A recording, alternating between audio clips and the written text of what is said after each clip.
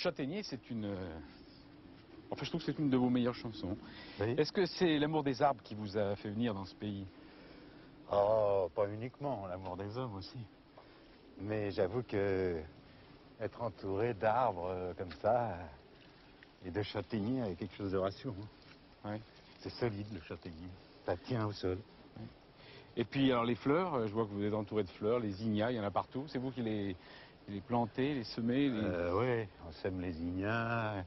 Il y a des fleurs qu'on sème tous les ans, puis d'autres qui sont là, qui repoussent, comme les roses trémières, les roses, et d'autres fleurs aussi. Oui. Mais en même temps, c'est pas un jardin très apprêté, hein. Vous laissez... Ah oui, Hein, ah oui, il faut laisser la nature s'exprimer. Oui. Il faut bien désherber un peu, mais oui, quand même pas oui, trop. il y a des mauvaises herbes, hein, quand même. Hein. Oui, il y a des Oui. mauvaises herbes, Oui. surtout en ce moment.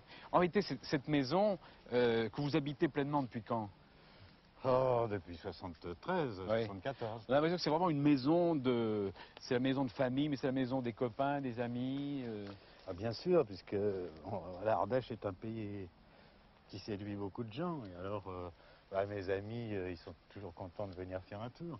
Non seulement pour me voir, mais pour être dans le paysage, pour aller se baigner dans le torrent, pour prendre l'air du pays. Au fond, vous vivez en autarcie quand même dans cette maison, parce qu'il y a des jardins partout, des pommes de terre, ou, des arbres fruitiers, des salades. Ah oui, c'est-à-dire qu'on a un potager, c'est bien agréable. Hein.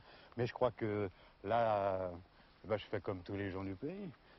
Tous les gens du pays ont un bout de jardin et cultivent leurs légumes.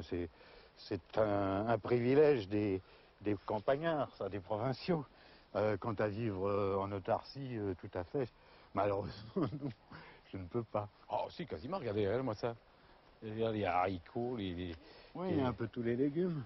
les carottes, Les aubergines, et puis il y a toutes les herbes surtout. Ouais. Ça, c'est agréable, les herbes du jardin, Ouais. le persil, le cerfeuil, la ciboulette, Ouais. l'estragon. Les asperges, etc. Alors les tomates fin août, elles sont vertes. Ah oui, mais c'est une race un peu tardive et celle-là, c'est la première fois que j'en plante, mais j'ai l'impression que je vais pas pouvoir en manger beaucoup. Des melons. Mais c'est incroyable. Eh oui, c'est la première année que j'en mets, mais c'est pareil, ici les gens du pays m'ont dit, les melons tu peux toujours essayer, mais c'est pas sûr qu'ils mûrissent. Ils sont déjà bien avancés, mais je me demande si je pourrais en goûter un, s'ils arrivent Bah non, mais à ils sont mûrir. gros là. Ouais, ils commencent à être beaux. Et puis il y a la montagne. Alors là maintenant, évidemment, je comprends que votre plus grand succès ait été cette chanson que le monde entier a chantée, en tout cas les Français, Oui. c'est la montagne.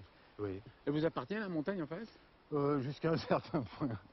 Je sais pas exactement lequel. On m'a dit que c'était pas à la moitié à peu près. Ah bon? Oui. Et puis après, ça m'appartient plus. Elle s'appartient à qui alors? À des paysans, mais je sais pas Ah à bon? qui. Oui. Ah. Oui, alors personne n'a planté des frontières. Là, C'est votre chanson la plus connue, la montagne? Oui, j'ai été étonné, mais je crois que c'est parce qu'en chaque citadin, il y a des racines villageoise, hein, et puis que ça a eu Vous attendiez pas à ce succès? Non, mais c'est-à-dire, ce qu'il y a, c'est que, alors, on m'a reproché aussi souvent de faire du passéisme. Je ne pense pas que c'est faire du passéisme que de vouloir que les gens vivent bien et ne perdent pas les choses qui faisaient la qualité de leur vie dans une autre vie qui peut être aussi, évidemment, qui a subi une évolution. Il ne s'agit plus de vivre avec un feu de cheminée toute l'année sans confort. Mais ce qu'il faut essayer, c'est que les gens vivent avec les moyens modernes et qu'ils ne perdent pas les bonnes choses qui existaient dans le passé. Et votre chanson La montagne est devenue si célèbre que vous vous êtes permis, vous-même, de la parodier en chantant comme Tino Rossi. Ah oui, hein. Oui, ça m'amusait un peu de chanter comme Tino. Pourtant, quand la montagne est belle, comment peut-on s'imaginer en voyant un vol d'hirondelles que l'automne vient d'arriver. Allez les enfants, venez. Quand vous avez acheté cette propriété, vous saviez qu'il y avait une rivière aussi charmante?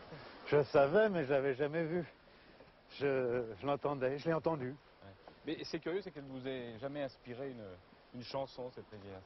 Alors qu'elle est belle, C'est Mais- quelques montagnes. Ah oui, peut-être ça va venir. Ouais. Et là, vous prenez les truites et les écrevisses qui sont dans cette rivière? Oui, bien sûr. Ouais. Oui, je pêche, oui. Oui. Et à la main, bien entendu. C'est interdit. Mais quand vous êtes chez vous, alors évidemment, il n'y a personne là, vous les... Ah Hein? si, pardon, je suis chez moi, mais la rivière est à tout le monde. Alors il y a des gardes qui patrouillent, mais c'est pas pour ça que je pêche pas à la main, c'est parce que je suis extrêmement maladroit et que j'ai jamais réussi à prendre une truite. J'en ai quelques fois senti, mais elle me glissait des doigts. J'ai jamais réussi à en attraper une. Et vous les mangez comment, les truites et les écrevisses? Ah bah les truites, pour moi, il n'y a qu'une manière, c'est au beurre, à la poêle. Ouais.